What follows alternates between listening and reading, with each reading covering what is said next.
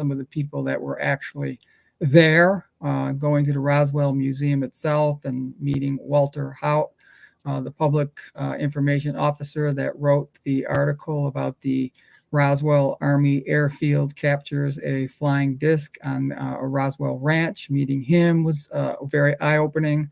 Some of the witnesses that were also privy to some of the information at that time I had also spoken to. So in my mind, there was no question something was happening. And did happen at that time in Roswell, New Mexico. And that's obviously one of the more famous UFO stories in ufology, UFO history, etc. Some of the things that I also talked about in there were, unidentified submerged objects. I felt for me that was the biggest.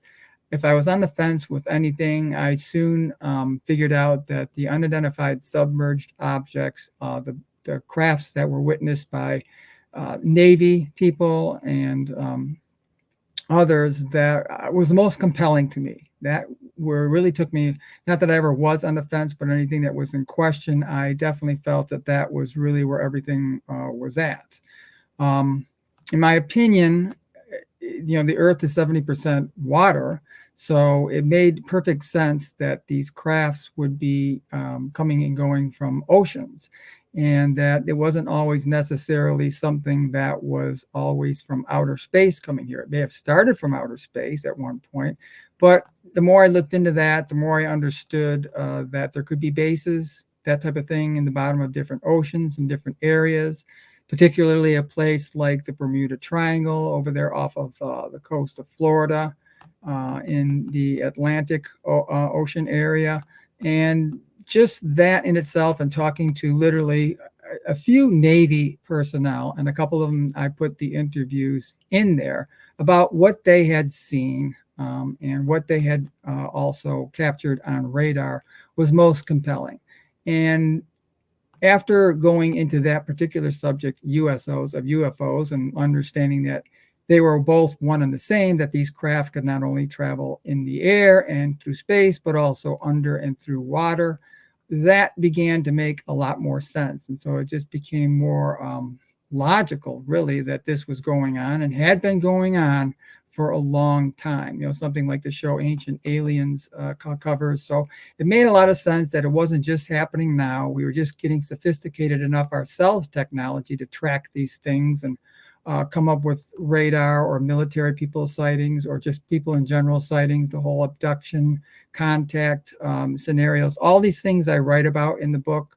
The idea of UFOs. That's why the book is titled "Ambassadors to the Stars." And I have my copy right here, and I want to show it to everybody on the screen. "Ambassadors of Stars" by Tony Civilelli. Ambassadors of Stars. Tony, to the stars. Yep. To the star. Are you able to see me now? No, I cannot. Okay.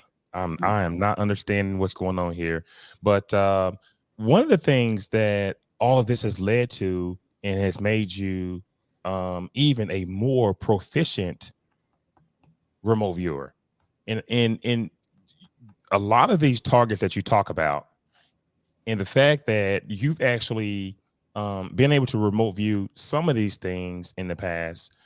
And I know that you've been close to a lot of other projects. Before we start, can you tell the audience maybe one of the most bizarre remote viewing cases that you know of, or even that you've been involved in? Yeah, I can do that. Actually, Jason, most of my remote viewing sessions, and I've been remote viewing since 1997, and I did many of my sessions between 1997 and 2003, and I learned the ability to do this through the Farsight Institute in Atlanta, Georgia, under Professor Courtney Brown, who still runs that institute. But like I said, 90% of my remote viewing sessions from then till now, even, and I haven't been doing nearly as much more teaching in recent years, have been subject matter that are identifiable projects that are what we call in the remote viewing field verifiable targets.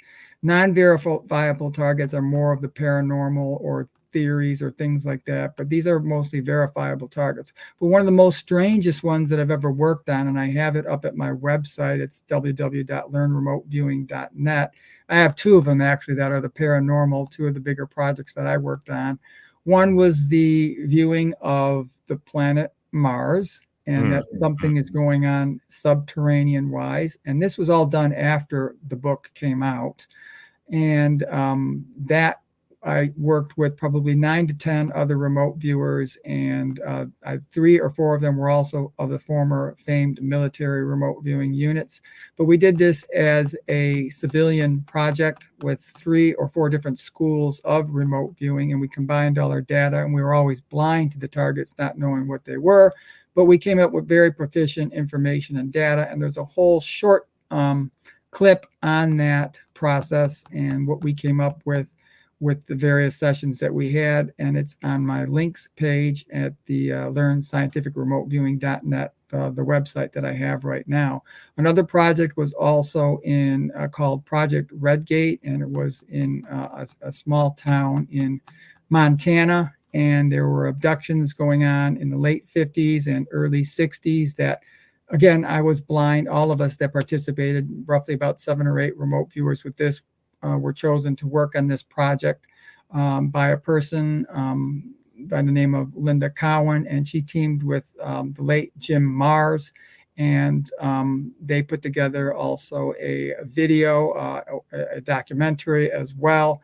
But remote viewing was part of it, as was the eyewitness testimonies, lie detection tests, remote viewing, and several other ways that information was gathered about a small town that for a period of several years, the residents were having sightings, reported sightings. The police also got many of these sightings, reports to them as well.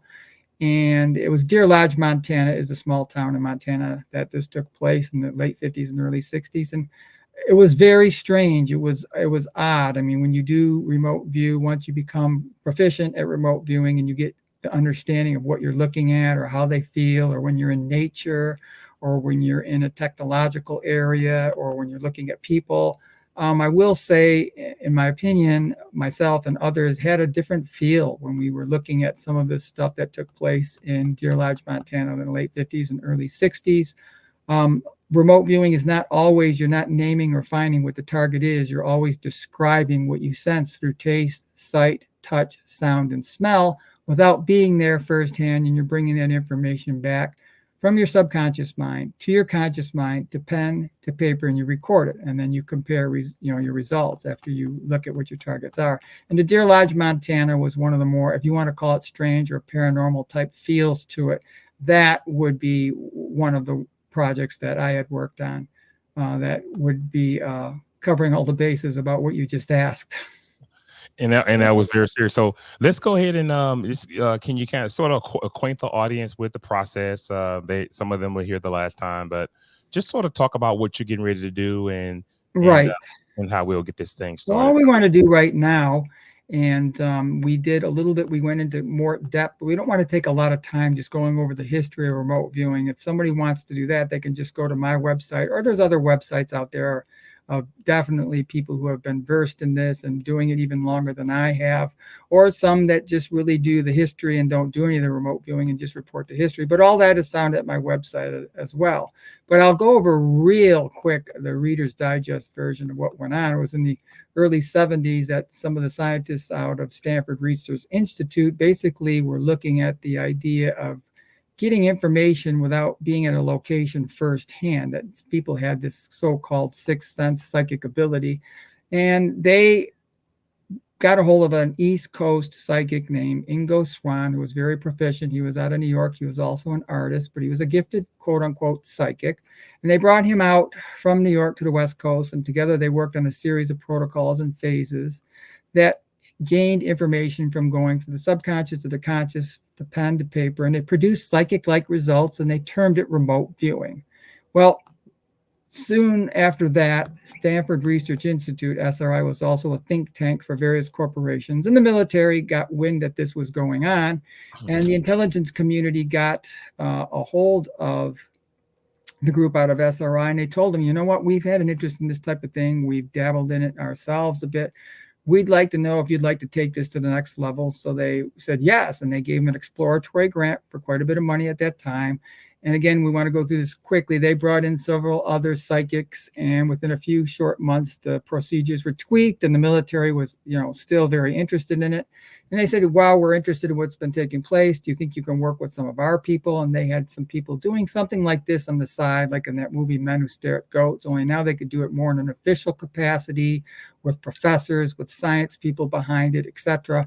So they went through an interview process of several dozen people, and they picked roughly about 6 people to begin with that became part of the first military remote viewing psychic spies, if you will, unit. And this went on for nearly 20, 22 years. And different people came in and out of the program. It was called Project Grill Flame, Project Centerlane, Project Stargate, several other different names. And a lot of money was spent and put into this program. And so finally, in the early 90s, some of this started to leak out. So what they did is they were confronted by several different groups. One of them was the History Channel, and they said, wow, we found this pretty amazing that the military is working with psychic and psychic phenomena. They wanted to do a documentary on it for TV, and the military and Stanford didn't deny it. They felt they were okay as long as they had a say on how it was put together. So they put together this program that became a documentary, and it was titled The Real X-Files. It came out in 1993 on the History Channel. And coincidentally, that was the same year the TV series The X-Files came out as well. And after that, the cat was out of the bag, and the military had a backup plan, and they hired a third party to come in and take a look at everything. And they did. And after a couple months, Jason, they just said, it's not worth the resources you're putting in it. We would just say officially close this program down. So they did officially close the program down.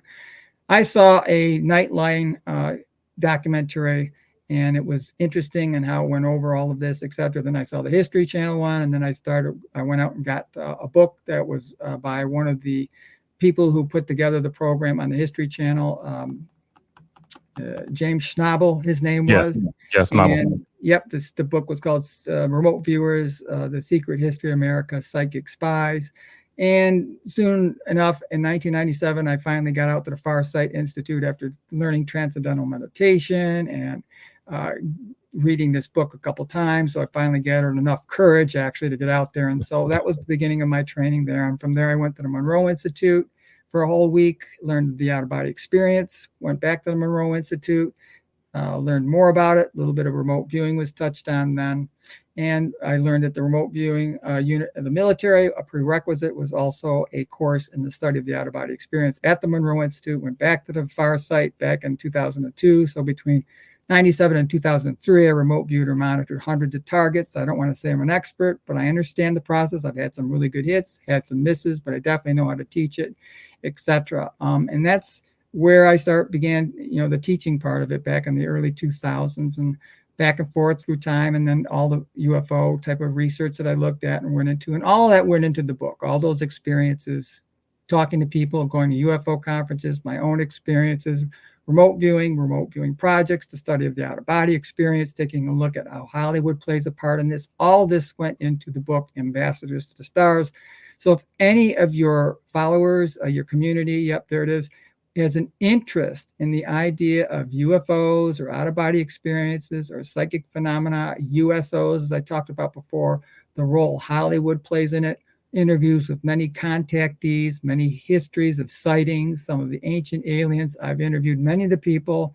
A lot of those stories are in there. Some of my own experiences are in there. So if you have somebody that's interested in learning and they haven't had a lot of time to look at a lot of different things, this one book, without being too biased, but I will say if you have the time to read it, you'll get the idea of a lot that has perhaps been going on for a long time. I always leave it for the reader to take a look at it, and it's up to them, but they will get information and data. And you can also, when you go through phase 1 through 3 tonight with this remote viewing session, inside of the book, Tony also talks about different phases and different types of remote viewing. So that would be interesting also if you wanted to pick his book up. But Tony, I'm all yours. The audience is Yep. you know, all yours. It'll So be phases 1 and 3. There's 5 different phases. Phases 1 through 3 get you to know what the target is you're looking at, and 4 and 5, as you and I have dabbled deeply into, obviously, Jason, and you understand this as well as anyone, really gets you into more of the why, when, where, more depth of what the remote viewing session is. But this will definitely be enough. We'll go over a quick study of how to do it like we did last time. So this isn't a true in-depth session of remote viewing, but it is a remote viewing session called Basic Scientific Remote Viewing. And actually, we're doing it to introduce it to your community, but also to have a little bit of fun here tonight so people can, participate, whether it's live right now or if they see it on another venue a little later, then they'll be able to do this session, right along with us here now. So we want to do a share screen first. We're going to do share screen, and I apologize. I had a lot of camera issues, so I had to switch to the actual computer camera. So you can see me now, Tony, huh? Oh, yeah, I can see you now. Okay, good. Okay, here we go. Okay. And I don't mean remote viewing wise. Well, here's one more. We're going to read this. Hello, Tony. I'm looking forward to this remote viewing session. That's Tereska Harrison. Hello, right. Tereska. Thank you for stopping by, and hopefully you'll have some fun with this. And don't worry about getting the target right or wrong. Just the participation is the appropriate part of it. I kind of look at this. It's kind of like exercising our sixth sense in a way. And by doing this, it's kind of like I'm also a fitness trainer, a nutrition guru, that type of thing as well. But by doing this, it's a way to gain knowledge about not only the process, but to increase your cognitive ability, memory, focus, recall, gut feeling, sixth sense, all these things, noticing more synchronicity in your life. When you practice remote viewing, or basic scientific remote viewing, as in the case here, these things kind of get exercised. And so you start noticing things I just talked about a little bit more, because they're always there, but we just have to exercise those faculties. So first thing I want to say is just, I always say thank you to all my instructors. The organization that I learned under was the Farsight Institute, including Mr. Professor Courtney Brown and Joe McMonagle and Skip Atwater, the Monroe Institute, many additional instructors, etc. And also thank you to Jason Medlock and all of his community that are following us here today, this evening.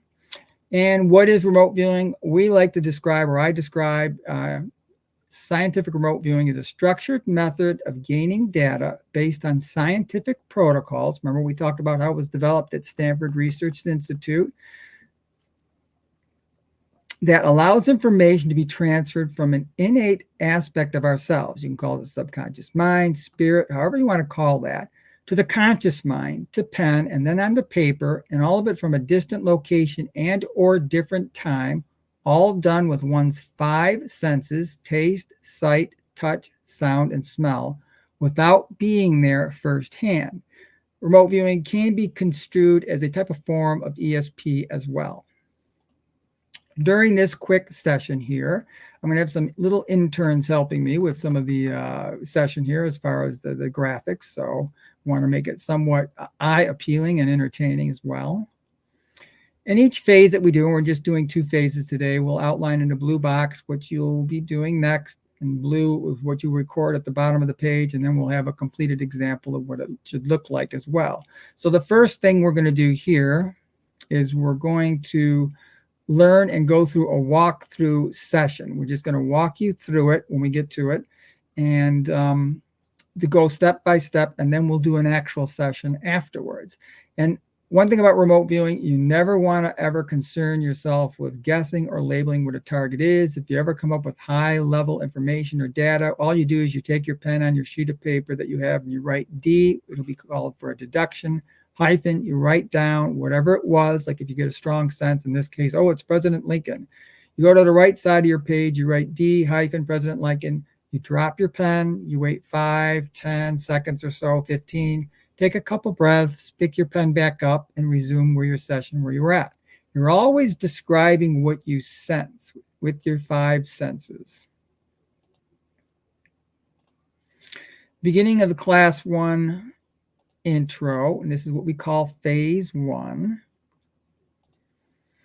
What you'll do is we'll receive target coordinates, what Jason mentioned previously. It's 2 sets of 4 digits, 4 numbers. They're put on the left side of the page, about 3 inches from the top. Then we'll sketch out what's called an ideogram, and we'll go over that shortly with a little bit of practicing. Again, we're going to walk through a practice session before we actually do a basic scientific remote viewing session. You'll give the ideogram, IL, an ideogram label. A will be underneath that. You'll describe the movement of what the pen was with your words. We'll probe the ideogram, and we'll go into what that is. You'll take the tip of the pen and touch what that ideogram is that you sketch out. And you'll probe for primitive and advanced scripters, and then you'll go on to the next phase after that. But we're doing this one at a time here. So you'll receive first, for all people who are going to participate today, 2 sets of 4 digits. And what you do is you just write them out, and then you sketch out an ideogram right next to it. An ideogram is one of these right here. This is for a subject. You'll just sketch out one after the coordinates that you get. This is for a structure. This is for dry land. This is for water, mountain or pyramid, energy or motion. Let's slow that down a little bit. What's that? Let's slow it down a little bit. Okay, this way here, we're just going to have everybody that's participating or wants to participate in this now, just take a pen and a sheet of paper, have a couple, maybe 5, 6 sheets of paper handy with you right now. And we'll wait a couple seconds to grab that. And that's my bad for not saying, let's grab some sheets of paper first, but we're just practicing right now anyways. But sketch out just like it is right here. This is what you get when you have a subject. You just sketch out, you'll put down 4 numbers and then another 4 numbers underneath that. Those are your target coordinates. And then you'll sketch out real quick, less than 3 to 5 seconds, an ideogram. Then it'll be a structure or dry land, water, mountain, or energy. All you want to do right now is create a sheet of paper that looks just like this, even if it's just half as many as this, just so you get used to what an ideogram is. The loop here is for a subject, half a square, half a box is for a structure, a straight line is dry land, a squiggly line is water, up and down is a pyramid or mountain, and a jagged squiggly up and down line is for energy. So you just want to sketch those out, whoever would like to participate here. Yeah, you may want to get about 6 or 7 sheets of paper. Agreed. For the session. So if you don't have paper, get some paper out now, about 6 or 7 sheets.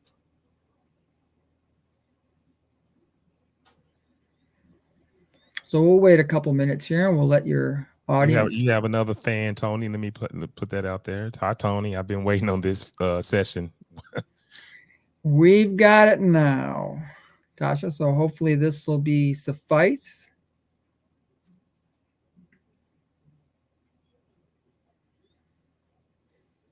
We'll give a few more seconds here to sketch these down. Again, a loop is water as subject. Half a box or half a square is a structure. Dry land is a straight line. Water is an up and down line. Mountain or pyramid is up, straight, down, straight. And a squiggly up and down line is for energy or motion. Okay, so you'll get your target coordinates. And then what you'll do, and I have it down here, you'll sketch out immediately to the right of your target coordinates, which would be about 3 inches up from the top of the page. You'll just write down 2 sets of 4 numbers. You'll sketch out to the right of that, and it should only take 3 to 5 seconds to actually do it, your ideogram.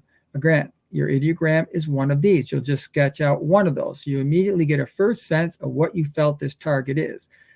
What these protocols do, meaning the things you write out and the format you have to follow, is called the protocols. What the protocols do in remote viewing, basic scientific remote viewing, is they keep the conscious mind occupied. All the while information comes to and through to the subconscious mind. So while you're writing this down, you're gathering actually information from your subconscious mind to sketch out that ideogram next to it. This keeps the conscious mind occupied, the target coordinates. And this is the way basic scientific remote viewing works, mainly throughout the process. So this is what you'll do. You'll sketch out those numbers, then you'll sketch out one of the ideograms next to it. And it says movement 2, movement 3. There is a movement 1, but we're not concerned about that. That goes up across the sheet when and if anybody takes a course with this, but it's of no necessary doings during this instructional short video right now. So remember, blue is what you're doing, what you're writing down. Blue is what you're doing, writing down. So what this looks like as we're doing this session is this. This is what your paper will look like. It's really quite simple. You sketched out the target coordinates, 3908, 0462. Quickly, you sketched out an ideogram next to it. So that's basically what it's going to look like when we start doing this session for real in a little bit. Then what you will do after you had the coordinates put down, like we saw on the last sheet of paper that we had right here and sketched out the ideogram, then what you will do is you will go off to the right far side of the page and you'll write down, remember, blue is what we do next, IL, meaning ideogram label. That's number 4. Yep. Either was it a subject that you sketched out? Was it water? Was it structure? Was it dry land? Was it mountain? Or was it energy? And you can call mountain pyramid. You can call energy motion. And then what you'll do after that is you'll drop down 1 inch underneath that and write A colon. You'll just simply describe the movement of the pen with words. It could be up, down, left, right, just a simple letter for those two. Loop, slant, which is a straight line off to the side. Slope is a curved line off to the side. So what A does is it allows you to describe what your ideogram looked like simply, but it allows you, while you're writing this out, another connection to what this ideogram is, which ultimately is what your target is. So again, we're keeping the conscious mind occupied while the information comes to and through to the subconscious mind. And what it looks like so far when we're going through this session, again, quite simple. Target coordinates, you sketch out a quick ideogram in less than 3 to 5 seconds. You go off to the right, ideogram label. What is it? It's a structure. A colon, you describe, as we said a second ago, describe the movement of the pen with words. Up to the right, point, down, straight. Just brings you closer to what the target is. After that, we're still in part of phase 1. Now we will do some probing. Probing is a very important part of remote viewing. What you do is you take the tip of the pen, you have it in your fingers, and what you do is you probe. In this case, it will be your ideogram. The probing is done throughout a scientific remote viewing session regardless, but in the case of what we're doing right here and now, it's phase 1, and you'll probe the ideogram. And what you do underneath, again, we have the coordinates to the left, the ideogram off to the right, ideogram label, A. Now, blue is what we do next. You describe the ideogram. Is it soft? S for soft, SS for semi-soft, H for hard, SH semi-hard, W for wet, M for mushy. You take the tip of the pen 2 to 3 times, you touch it for a second or 2 each time, and you write down S for soft, SS semi-soft, H for hard, SH semi-hard, W for wet, M for mushy. Then you probe the ideogram for your advanced descriptors, right underneath the primitive descriptors. Again, you take the tip of the pen, probe the ideogram once again. N is for natural. MM is man-made. A is for artificial. E is for energetics. M is for motion. So Tony, we'll do 2. So Tony, when they're probing the ideogram, how do they know what to put down? Can you tell them what they should be looking for? What you're feeling. Thank you. What comes to your senses, literally. That's why before we do remote viewing sessions, we do a meditation, we quiet the mind, and we'll do that when we do the actual session here. We'll go through a short meditation. They go through the SRV affirmation. It's all the information that's coming to and through from the subconscious mind to the conscious mind, to pen to paper. You're kind of like going through the veil. There's an aspect of each person, whatever you want to call it, spirit, soul, subspace mind, subconscious mind, that is beyond space and time. Okay. That's what we've learned, my learnings through the far sight, my learnings is bringing up, as a child, as a youngster, that there's more aspect to us than just physicality. Definitely being more definitive with this type of thing when I learned that at the Monroe Institute with the study of the out-of-body experiences. That's why that goes hand in hand with remote viewing. But there's an aspect of us that is all prevalent. I think it's connected to source, what you want to call God or spirit or energy. I think we're all part of this aspect, but this is just one way just to exercise some of that aspect through our 5 senses. That's going a little bit into philosophical places, and I go into that in the book, but it's too much for what we're doing right now. We just want to concentrate on remote viewing and how to do this. But yes, there is an aspect of us I believe that is an eternal energy, and it's connected to something greater. But this is just exercising some type of a connection to that has this all prevailing knowledge and can bring it back. So this is what that looks like so far. You've got, again, ideogram after target coordinates, ideogram label, describing the movement of the pen with words under A, probe the ideogram for your primitive descriptor. In this case, it was H for hard. Your advanced descriptors we probe for with the tip of the pen, natural and man-made, and we hit a deduction. You hit D-stone, and you set your pen down. So this is what a session looks like so far through what we're going to do today, phase 1. It's quite simple, but yet it's deep, I should say. But it's simple, but it's deep. And you got to keep the conscious mind occupied with these protocols and phases to again bring back information from the subconscious that goes to pen to paper. Now, before we go into a sketch, which is actually going to be phase 3, here's some important tips to remember about your phase 3 sketch. Never concern yourself while you're doing any type of remote viewing with artistic ability, grammar, neatness, any of those type of things. If you're an artist or pretty good at that or imaginative, that doesn't hurt, but it's not what remote viewing is about.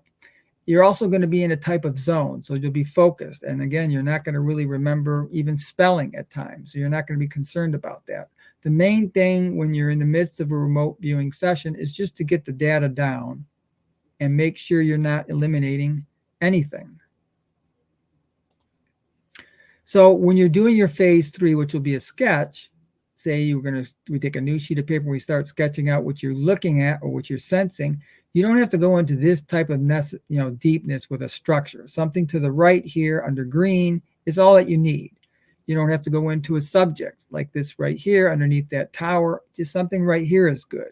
You do want to go beyond just ideograms because this is an ideogram of a structure, but it doesn't need to go anywhere near this, nor do you need that type of artistic ability or skill set as a draftsman would have.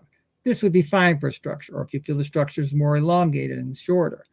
You don't need to go into, we're not going to do an ideogram for a sketch, but you don't need to go this deep. You can do just something as simple as that. And the same thing underneath here, like slight petroleum smell, you can just write it out real quick on the bottom if you need to do something like that. Again, I'll go over this, and when I do teach, and Jason can definitely verify this, I'm pretty repetitive with it. When viewing, recording, or sketching, never concern yourself with ever naming or guessing or labeling what the target is. That's where you deduct off to the right-hand side. We're just trying to describe what you sense always. Then you drop your pen after the deduction, wait 5, 10, 15 seconds, take a breath or two, pick it back up, and resume where you are in your phases and what protocol part and point you're at. So again, as we just practice, you're sketching out. That's phase 3. That's what we're doing today. We're going to do the phase 1 we went over. This is the phase 3 part. And this might be some of the different things that you get. You know, it could be a boat, a fish, a tower, a plane. You're deducting, oh, it's the Wright brothers, and you drop your pen. It's a tornado or some type of energy system, and you sketch that out. And you could have several different types of things that you feel throughout a remote viewing session. Again, we have a subject here. You can deduct who you might think it is, Admiral Halsey. Then I'll say, okay, let's put end of session at the bottom of your phase 3 sketch for right now. And you'll put the time, whatever time it happens to be where you're at when you're taking a look at this video. And that would be the end of your session for this particular evening as we do a practice remote viewing session. Now we're going to do this in a few seconds here now. And then we go over what I will do is what the target is. And for this instance, this is, again, for practice. It was this particular volcano erupting in Peru in 2017. And I give credit to who the people who took the picture. I always do that.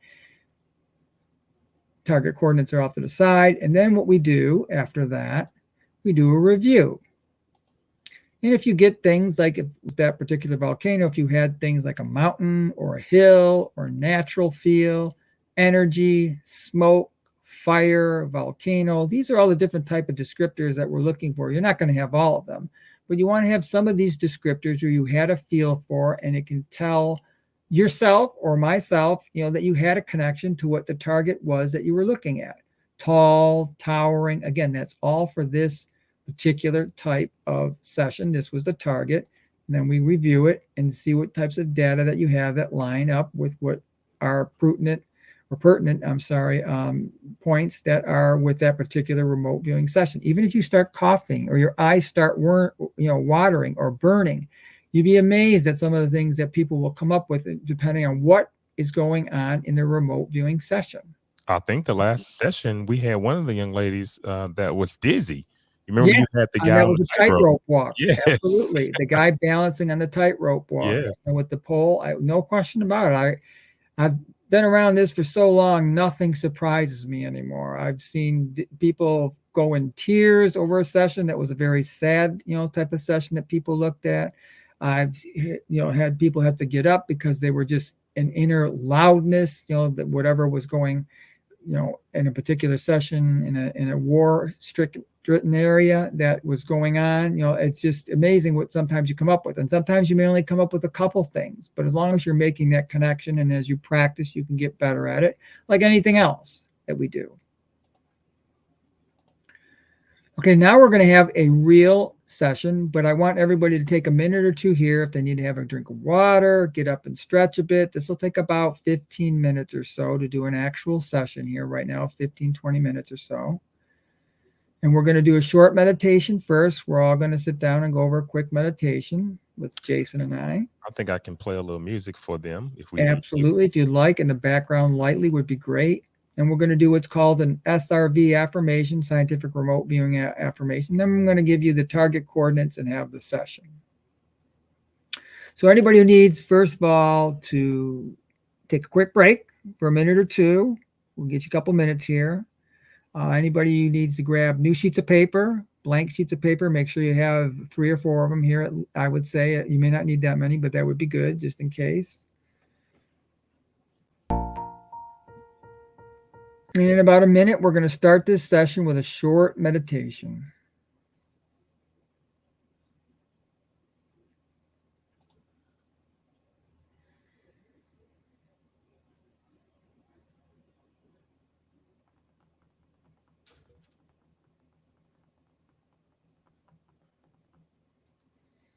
I think I have a remote viewing binaural beat we can listen to. I'm all for it. Okay. Something we always listen to at the Monroe Institute, binaural beats. That's when you can hear some of it from the conscious mind, usually between 5, I think it's 5 megahertz to 20. Mm-hmm. And that's the conscious mind. You can hear with that. And then the binaural is the second beat, is for more where this background subconscious, you can't hear it consciously. That's usually between 1 and 3 megahertz. But when you combine those two, creates that binaural beat. And the whole idea with studying out-of-body experiences at the Monroe Institute is that creates like a cerebral wavelength inside the brain that allows some type of neural network transfers to take place and allows information to be brought from the theta brainwave state to the beta brainwave state. And this is getting pretty sophisticated, but that's why this is all called the study about experiences, scientific remote viewing, etc. But there is a basis to all of this type of process. And what Jason was just describing, the binaural beats, as you can hear some of this consciously, but also subconsciously. And what they do is they combine to create that cerebral wavelength inside the brain that creates a network that allows information to be transferred from the theta brainwave state to the beta. And you have 4 brainwave states. Delta is sleeping below 4 hertz. Theta is just before you wake and go to sleep, which you're most open to gathering information of various subtleties that you can sense other energies around you. Alpha is daydreaming between 8 and 13 hertz, and then it's the beta, the waking state, between 14 and 32 hertz. You about ready? I am. Got ready your sheets of paper. You want to have fun doing this, no pressure. You're just doing a little exercise here for your subconscious, subspace aspect of being. Here's the meditation. Okay, let us all just relax and pause. And focus on your breathing, and you can close your eyes. We're going to do this for a couple minutes. You can use pranayama breathing in one nostril, out the other if you'd like. Or just simple deep breaths and hold it for a couple seconds and exhale.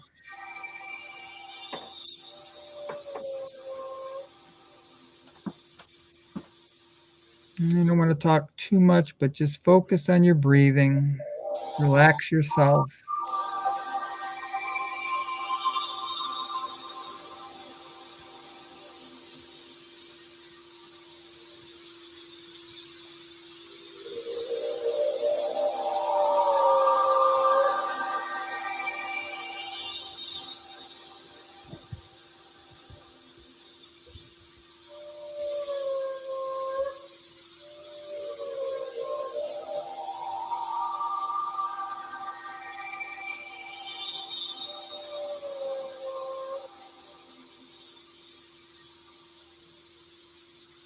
Roughly 1 more minute. Breathe in deeply. Hold it for a few seconds, then exhale.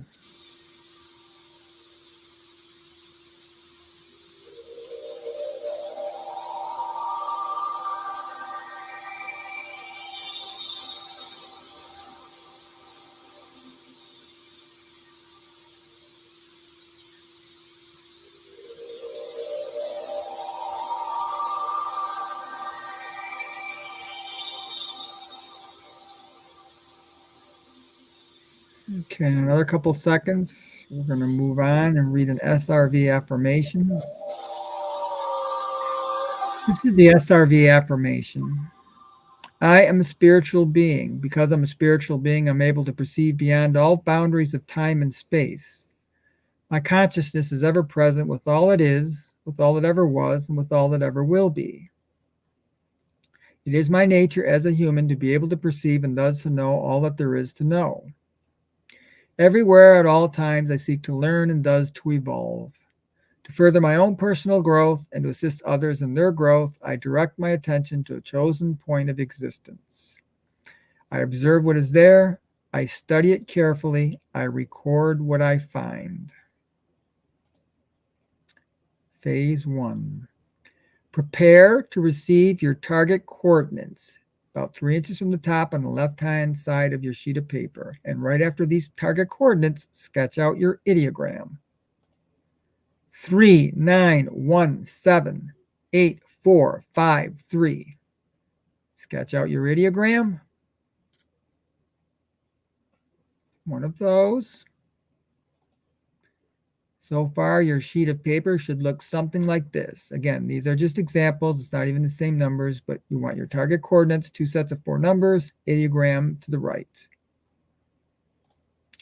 Okay, let's go off to the far right now. Same sheet of paper, directly across from your ideogram sketch, IL ideogram label, colon, IL colon. What did you just sketch out? Was it a subject of an ideogram, structure ideogram, water, dry land, mountain or pyramid, energy or motion? Which ideogram did you just sketch out? Drop 2 inches under that, write a colon and line that up with the IL colon. And then in a sentence or a couple of few different words, describe the movement of your pen with words. Up, down, left, right, loop, point, slant, slope, jagged. Describe the movement of your pen with words.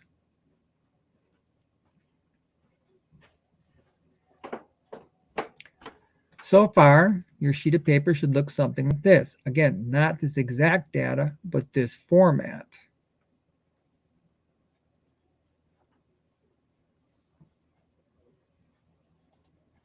Probing, very important part of remote viewing. We went over this earlier in the previous class. Take the tip of your pen. Don't strain with it, just hold it firmly, but not too hard. And you're going to start probing where you're touching the ideogram a second or two. Do this 3-4 times and come up for a second or two each time. And we're probing for primitive descriptors. Is it S for soft? This goes underneath the A, about an inch underneath that. SS for semi-soft, H for hard, SH semi-hard, W wet, M mushy. Probe the ideogram several times. Take your time. Again, we're just learning the process, just learning the protocols and phases. Probe the ideogram for your primitive descriptors. It's soft, semi-soft, hard, semi-hard, wet, mushy. Underneath that, we're going to probe the ideogram once more for what's called advanced descriptors. Tip of the pen again, touch the ideogram 2 or 3 times, a second or two each time. N for natural, MM for man-made, A for artificial, E for energetics, M for motion. And again, while you're doing this, don't forget, if something comes to your conscious mind and you can't get it out, D hyphen, wherever it is on the page, off to the right-hand side, D hyphen, write it out. It's a deduction. Drop your pen, take a few breaths, relax, discipline yourself. You're pushing it out. It doesn't matter if it's good or bad information. You just want to record the data you sense. Anything that has a strong name or label, we deduct. All right, so far, your session could look like this. Again, not precisely with this data, but this is the format. You've got your target coordinates, your ideogram label, colon, A, colon, describing the movement of pen with words. You probe the ideogram for your primitive descriptors. Again, you probe the ideogram again for your advanced descriptors.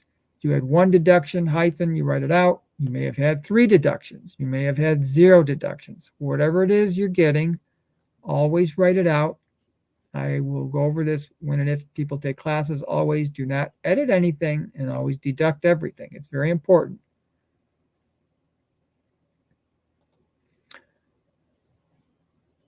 Do not edit anything. Deduct everything if you get something. Sensing it as a label or a name. Okay, now let's grab a clean sheet of paper. And we're going to start sketching out. And this isn't a practice target. This is your actual target, the target that you're sensing. So start sketching out. Remember, we're not interested in doing any type of ideogram sketches here. We want to sketch out, not interested in artistic ability, not interested in grammar, not interested in spelling. But start sketching out what you sense. It may only be one thing, or you may get 2 or 3 things. What you do is you close your eyes, relax with your breathing. Don't think, but just let information come to you. Open your mind, your subspace aspect of being, and let the information come to you. Even if you have to relax, just have the tip of the pen and your forefinger and fingers there, and feel around the page actually with your fingers if you'd like. And the page, it can be landscape style or portrait style. It doesn't matter, whatever you're comfortable with, whatever you're feeling. Sometimes people even do a session and they get an upside down aspect of it, and that's fine too. Main thing is just sketch out what you sense. And don't force anything. We're going to do this for several minutes. We're going to feel around the page, take your breaths. Anything high level that comes to you, meaning a label, or you have to guess something or get something off your chest, or that's coming to you consciously a few times or one time, D off to the right, D hyphen, deduct it, whatever it is, write it out, drop your pen. Again, you're clearing it out like a broom, sweeping it out, picking up your pen, go back to your sketch.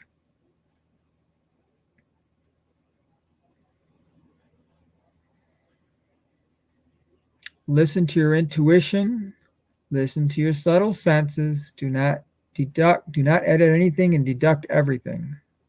My apology. And we're going to keep at this right here, this phase 3, for another minute or 2 here. So don't rush. If you're not getting much, that's okay. Don't rush it. Don't force it. Let the data flow. Sketch it out, no matter how ridiculous or unimportant it might seem. Little details, bigger details. What are you sensing in this remote viewing session?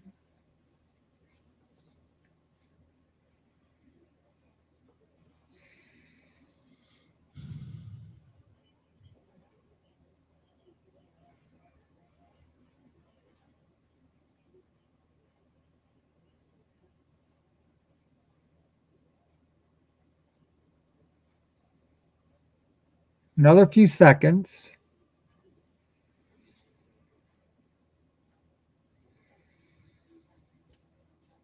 Again, listen to your intuition and subtle senses. Sketch it out.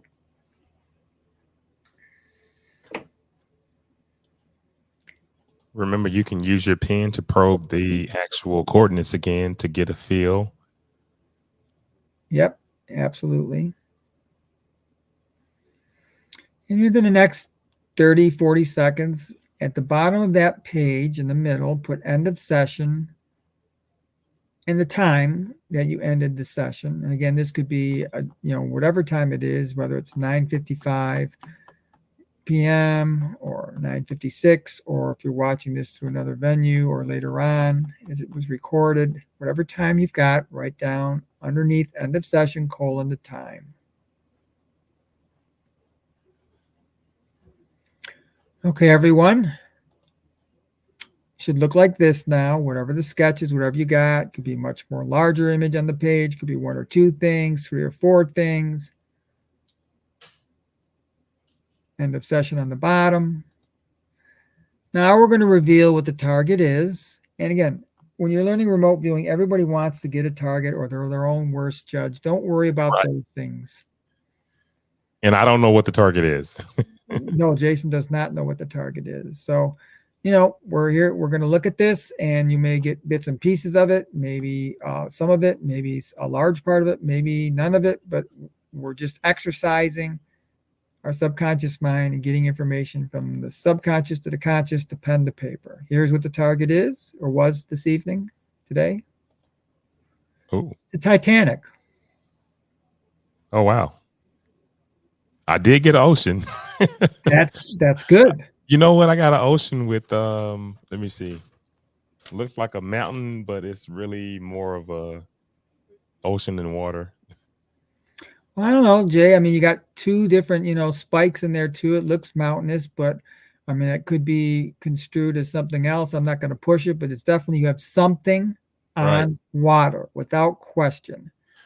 And we want to hear from you guys in the chat. Now to review, and if you got different things, like these are some of the things that hopefully you got. Something structure, like maybe rectangular, the idea of boat, many people, man-made, big, massive. If you felt any of these things when you were probing and when you're writing deductions, concave, again, water, ocean, floating, historic, ship, sail, steer, navigate, event, disaster, stack, part of boat, steam, the bow, windows, pole, stern, spar, waves, ice, tragedy, death, colors black and white.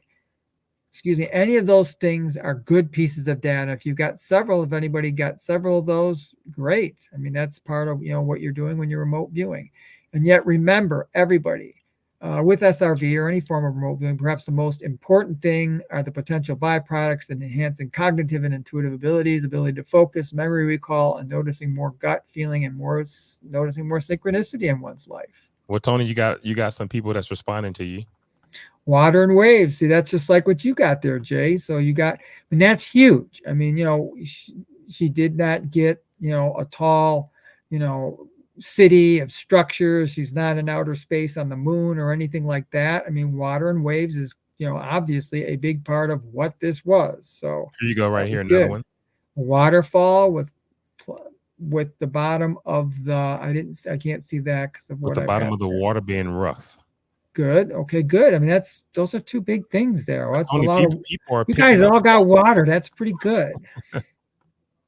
That is pretty good. And I want to say thank you to everybody for attending this. Again, it's just the tip of the iceberg of learning remote viewing. There's 5 different phases, and I teach it anywhere from phase 1 through 3. We did 1 and 3 today, but there would be a bit more to phase 1 on this. And there's also obviously learning the whole kit and caboodle of phases 1 through 5, like I've done with Jason. So, and I owe you a whole lot, Tony. Tony actually, he did me a big favor about 2 weeks ago. He helped me in a session with the famous Skinwalker Ranch. And that ranch has been known for UFO anomalies for a number of years. And I wanted to do that session so that I could add it in my book and talk about it. And Tony was great, and we were able to get some great information. And I just want to tell you thank you. Oh, you're welcome. It was a fun session. That's a good thing about remote viewing. One thing I've learned is you got to keep it fun if you can. Yeah, it's work. There's no question about it. And you strain your brain. I think one of the toughest weeks I ever had, I had done a lot of exercising and working out and competitive bodybuilder, etc. in the past. But when I went to the Fireside Institute, that was an exhausting week that I had there. And I didn't lift anything heavier than a pen that whole week. And it was, it was exhausting because it was work, it was focus, etc. But if anybody, and obviously I'll give a plug, or if you want to give a plug to the website, Yeah, you go ahead. Yes. www.learnremoteviewing.net. Repeat it one more time, Tony. www.learnremoteviewing.net. So if anybody wants to learn a little bit more about it, or perhaps has interest or has questions for me about potentially taking a class, I don't push anybody to do this, but it is fun, and you get to exercise an aspect of your being that we all have, but it just doesn't get exercised. Thank you, Jason. It just doesn't get exercised all that much. And this type of class structure and schedule, we Classes meet on, boy. once or twice a week for several weeks. It's 8 different classes or courses, 8 different classes to get through it. We can do 4 live one-on-ones, and the whole thing is on video as well at my website, when and if you decide to take it. And Jason and I have some other ideas too. Perhaps maybe we do something in the future, in the fall, maybe, where we do like a group with your community here, and you and I are the co-teachers of it, and we just teach this class on the side. Yeah, we do a seminar too. Yeah, do a seminar course, and this is a very fascinating tool, and it's a lot of women that are really into remote viewing. I went to the International Remote Viewing Conference, and it was in California. Yeah, it was in California, the RRVA. I joined the IRVA. So it was at the Farsight Institute. Well, it was down the street from the Farsight Institute, and it was an amazing 3-day conference.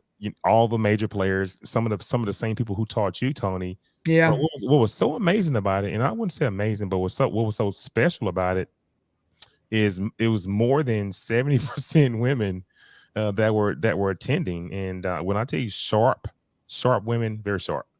I know that. Yes. And some of my history with remote viewing and teaching it, and some of the projects I've been involved with, there's definitely been more ladies involved with it than gentlemen, to be honest with you. And yeah, the IRVA conferences, I've been to them before. I've gone a couple of times when they were held in Las Vegas. And yes, you probably met a lot of my mentors and gurus over there as well. So yeah, I think there's always information to be had and tips to be found, but everybody eventually comes up with their own way of doing it. Even though they follow the protocols and phases, they come up with their own style and time frames and a comfort zone after they do this so many times. I know. Well, Tony, we run out of time tonight, but brother, I really appreciate it, and I think that the audience, they really love doing these sessions.